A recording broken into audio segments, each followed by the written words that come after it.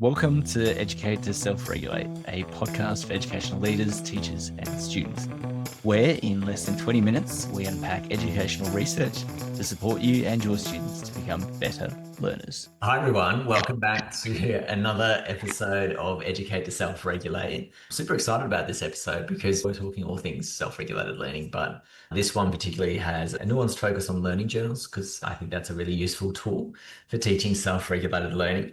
And I've invited a friend, Nidean Dickson from Brigidine College, to join us today. Hi, Nadine. How are you? Hi, good, thank you. How are you? Good, thanks. Nadine and I have had, Nadine, we met last year. Was it last Yes, year? The evidence it and was at the hatchery. That's right. And we've continued conversations since about all things self-regulated learning. Yeah, I think I'm just that pesky educator that probably is sending you messages, but it was at the hatchery that I think it excited me, the work you were doing. I've kind of just gone with it since then. So thank you. Oh, Nadine, it's been so lovely connecting and sharing stories. Can you do our listeners a favor, Nadine, and tell a little bit about your background in teaching and profession more broadly?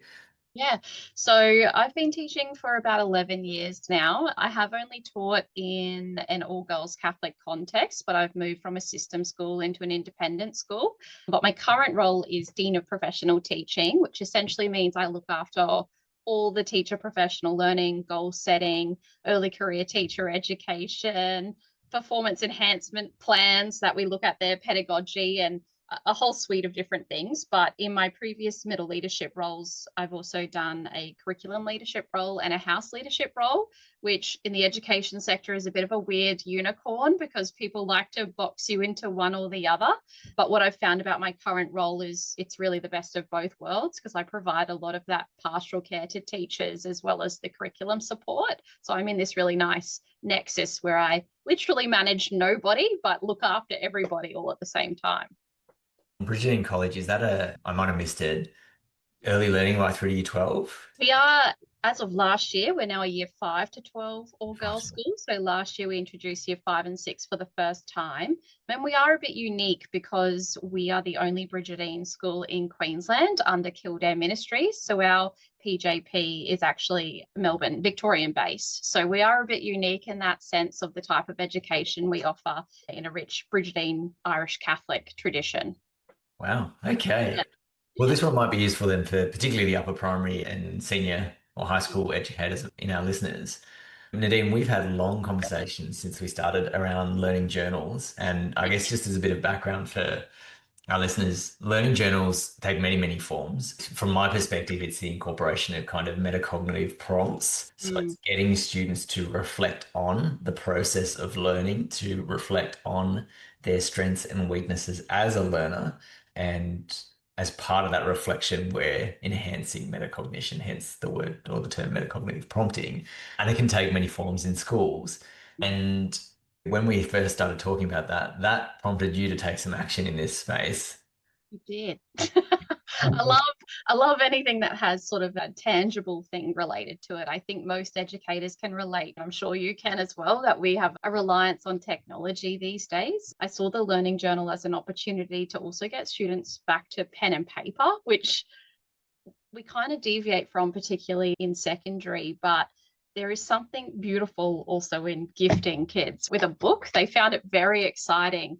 And for me, self reflection is an important piece in my own learning. So I thought this is actually a perfect blend of the things I like. It was kind of a trial. What should I do here? And setting up a bit of vulnerability, whether it's going to work or not, with the students to see how they would respond. Because obviously, well, you would know I was doing it with year 12 students, or at the time year 11, now year 12. And that's a big habit to change when you've got 16, 17-year-olds, to get them to start thinking about their learning after nearly 11 years at school.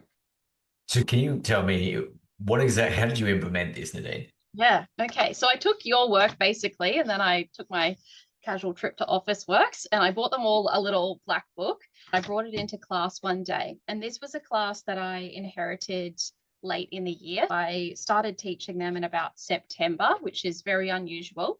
I walked in, and it's hard when you don't know the group of students in front of you. And I thought, what's something that we can all start together to build not just on their own learning, but a classroom culture? A really important aspect of your work, I think, is how you embed these things and make time for it. So I came in and they all looked at me like, oh no, she's going to make us write a bunch of stuff. And I literally took your 2 slides from the presentation with your framework of all the different elements involved in self-regulated learning and the correlation between self-regulated learning and achievement. And I taught them your theory. I brought your book and I spent the time to take them through what it actually meant. And then journals became the physical output of the things I was teaching them. That's sort of how I introduced it to them. We started with, where have things been before I got there and where do you want to end up? Like you said, I didn't really use the format of the specific questions to begin with because it wasn't contextual to the class that I was picking up at the time. Wow.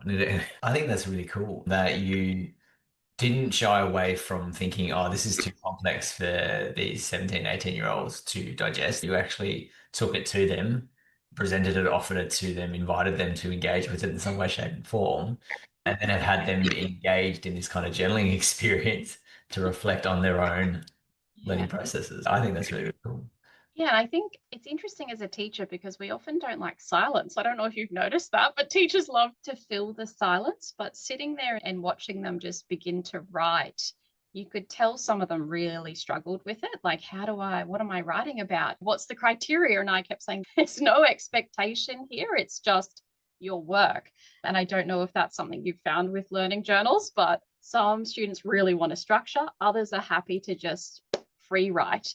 But I think I wrote to you not too long later to say, I think it's working.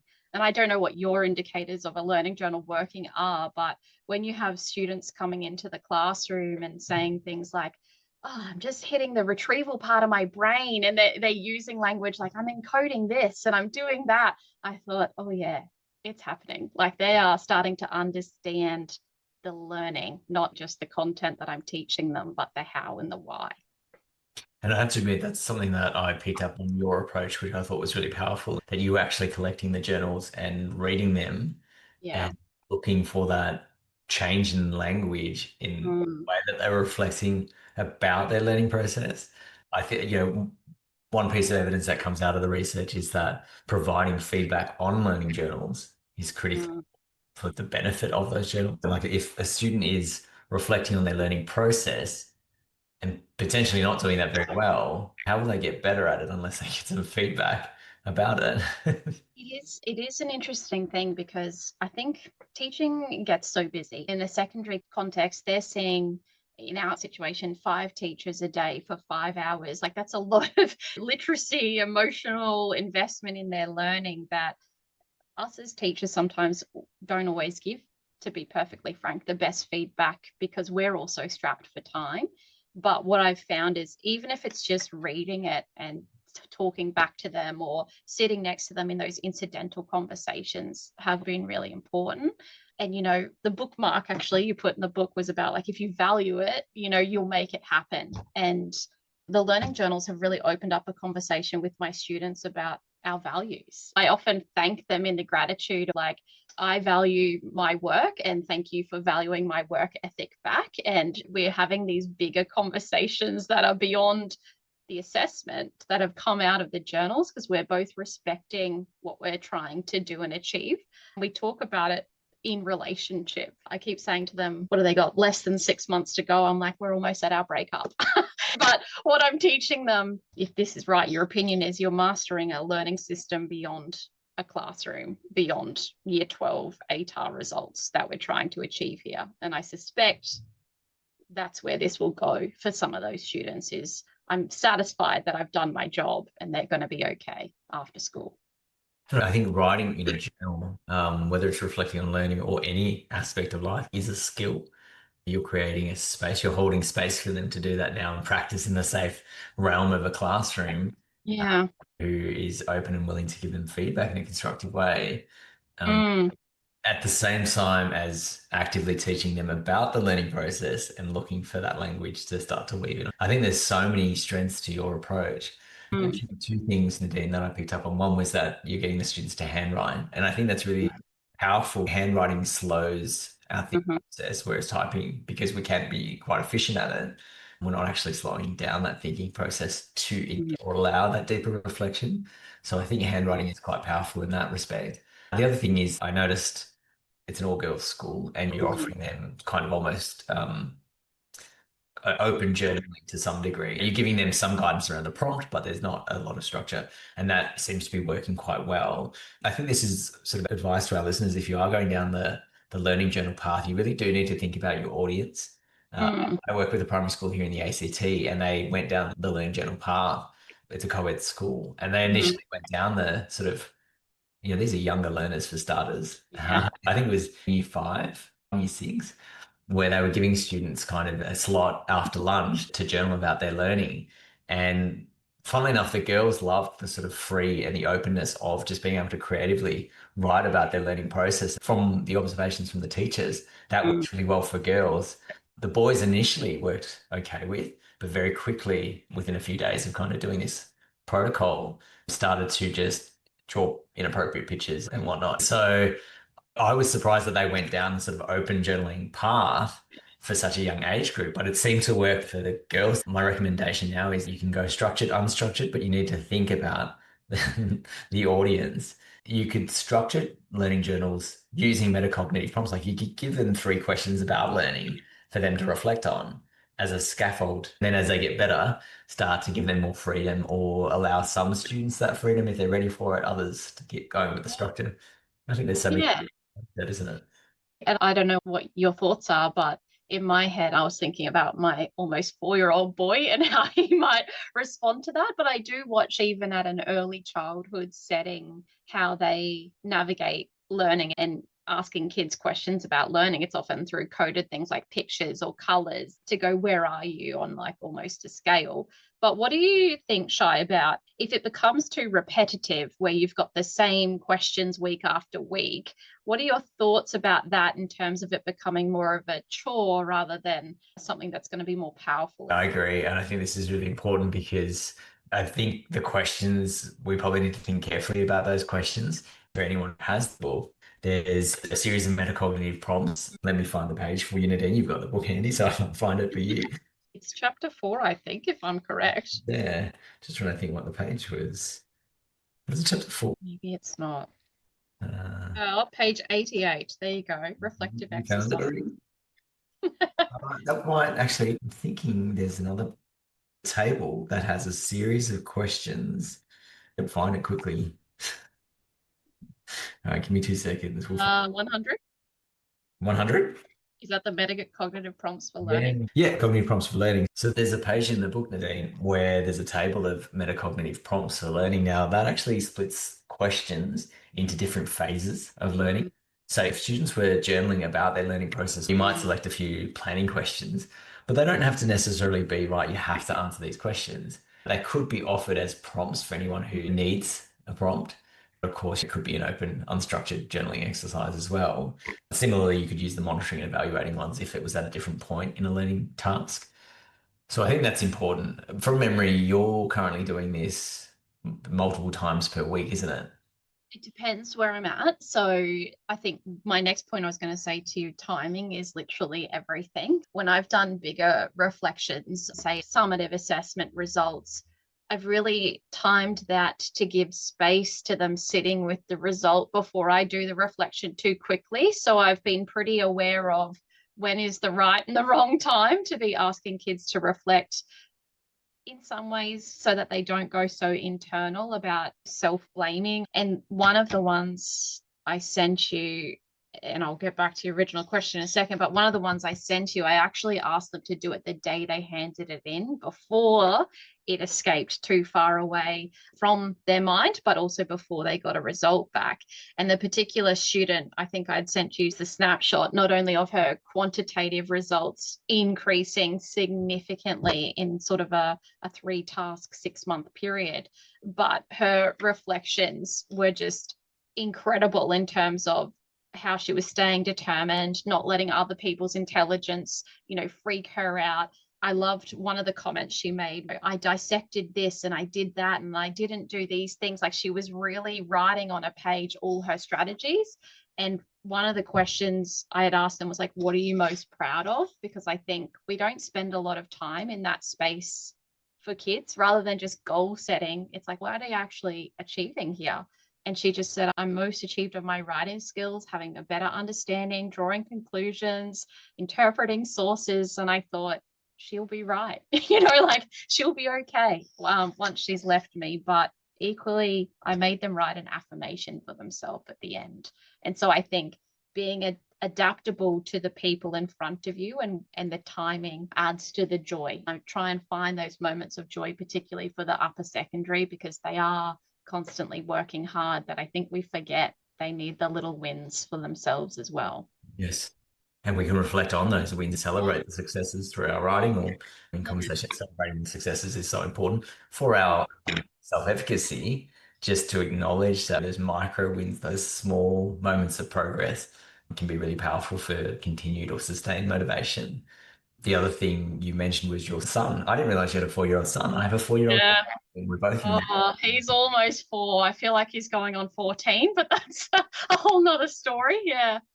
But, for anyone who's working with younger children, whether as a parent or as an educator, there's many other ways that we can get students to reflect on their learning process outside of written. We can use drawing, we can use language within their realm, obviously, to get them to express what's going on. Like my daughter said to me, this is my 4-year-old daughter, says to me yesterday, we were looking at pictures of different animals all around the world. So just kind of engaging with some geography and developing our knowledge of different species of animals. And we came across anacondas, obviously, in the Amazon.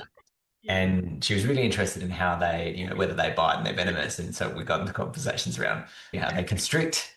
And then we watched a video of YouTube, which might have been a bad decision, of an anaconda constricting a capybara. And she said to me an hour later, Daddy, I can't get a video of the anaconda eating that capybara out of my head. I'm finding it really hard to get that out of my head because it was obviously creating a bit of stress for her. And I said to my wife later, that's phenomenal that my 4-year-old can express herself and her brain, talk about her brain in that way. I just, I didn't expect that comment, and yet she was able to articulate that. So I think there's ways you can get students or children to reflect verbally, even in conversation, to get an insight into their learning process. Yeah. And I feel like, Shai, you and I are living the same journey because I'm learning a lot about animals as well at the same time. Dinosaurs and sharks are our big ticket items at the minute. The other night he had a killer whale and he said, do you know what this is? I said, it's a killer whale. And he said, no, it's an orca. And I thought, you're not wrong. But it's an interesting thing then about him reflecting and us talking through naming animals and how you can call different things. So I think you're right. It comes up in very different ways for little people, but even on the older kids that I'm teaching, it doesn't always have to be written and expressed in a journal for me to affirm or have that conversation about what are you doing next and what are you going to access. I think those are really important skills because, as you would know, when they go to university, if that's the path they've chosen, there's not always that support network that schools provide for kids. It's hard, but our job is ultimately to teach those capabilities for when they leave, which is why when you said it, the Future Anything for Future Fest, that when you're mastering a learning system, not an education system, that's kind of resonated in my brain about how I'm structuring these journals for something bigger than just my subject, because I'm only one person teaching 20 kids. So it's about what happens next that's most important. And sometimes you plant the seed, but you may never see the tree grow, right? It's that sort of situation. I don't think underestimate the power that one teacher can have. We all know that one teacher can have impact, isn't it? Now, I'm so conscious of time. I can see the stop on this end just telling me that there's so much more I want to unpack around learning journals, but you might be familiar with our very common segment on the reg. So, Nadine, I'd love to know, what's one strategy that you use to self-regulate your learning? This is really interesting because I thought about that quite a lot, and I'm probably not the type to do time blocking or I do these things. It's more about two things. One, the bookshelf is normally where I turn to when I'm really feeling stuck. I just need a mode of inspiration. I have recognized that I'm someone who needs to synthesize my learning in some sort of writing format. And I recognize after doing all of this, I'm kind of using LinkedIn as my learning journal for what did I just learn from that PD? 2 weeks ago, I went to a wonderful PD with Dr. Dean Williams from Harvard, and I did a Feel, Think, Wonder, which is a Harvard Project Zero thinking routine about how that made me feel, think, and wonder. But it came back to me of always that question we asked teachers, which is, what's your why? And I am just as guilty of this, but one thing Dean Williams said at the time was, purpose is not a goal or an ambition, it's a contribution. That's where I come back to all the time. I am inherently a self-reflective person who likes to re-engage with the reading or write down what I've learned in a concise way. And I recognize now that I'm doing that with my students in learning journals, but I just didn't have a name to it before. So for me, it's about a simple routine like feel, think, wonder, to just go, what did I learn from that? What am I taking away? What do I wonder? Where do I go next to inspire my next move is probably what I do. And I don't know if you know anything about the new AITSL Middle Leader Standards, but nothing made me happier than seeing, basically they're broken up into 2 sections. One of them is about enabling standards. There's actually a section in there for self-reflection as a leader in a school. And I think educators don't have enough or spend enough or prioritize enough, depending how you want to word it, time on the self-reflection. So I think for me to regulate my learning, I sit a lot in that reflective zone and write it out in those really simple ways. Amazing, Nadine. You've offered our listeners not only just a thinking routine from Harvard Zero's work, what a nice way to reflect on any sort of learning as an adult. But I think the added benefit there was that you say you share that on LinkedIn usually, isn't it? I do.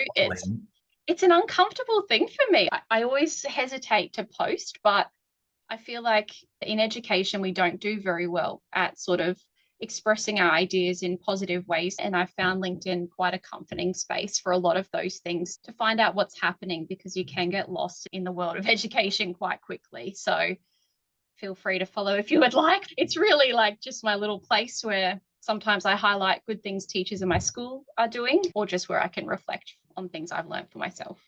Yeah, amazing. No, absolutely. I listen to connect with you, and I don't know if it's okay, but if the listeners have questions about how you're implementing learning journals, are they okay to get in touch? Yes, that's fine. I mean, pass it on because I've annoyed you enough times, but no, definitely happy to help anyone. That's part and parcel. I guess the moral imperative of education is that you're constantly giving back and supporting each other. Yeah, and this is learning journals, reflective conversations at the student level, but also at the leadership level. These are things we don't necessarily have all the hard solutions to, particularly when they're so driven by context. And so I think for me, I always think of collaborative problem solving. That's what we're doing. And we're doing what we can to try and progress and move forward for the best interests of our young people. Nadine, it has been an absolute pleasure chatting, and hopefully you might join us back on the podcast in the future at some point, talk more self-regulated learning. Thank you for having me. Amazing. Okay, thanks, Nadine. If you are a new listener to the podcast, make sure you share it with friends, save it, or subscribe. If you have any questions, and we really want to hear from our listeners, if you have any questions or comments, send us a DM through either of our social media channels, which is Twitter and Instagram at ed2selfreg. As always, to you and everyone else out there, keep regulated.